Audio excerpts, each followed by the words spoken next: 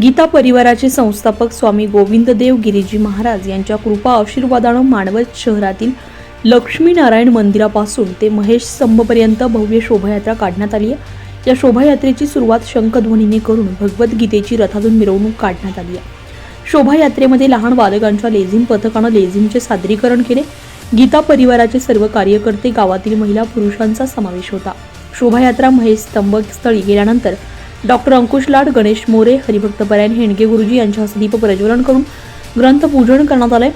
तसेच भागवत गीतेच्या 12 आणि 15व्या अध्यायाचे सामूहिक पठण झाल्यानंतर आरती झाली आहे। गीता परिवाराच्या अध्यक्षा संगीता तिवारी यांच्या नेतृत्वाखाली बालसंस्काराचे कार्य अनेक वर्षांपासून सुरू आहे। या संस्कारांचे कार्य वाढवण्यासाठी जागेची आवश्यकता होती।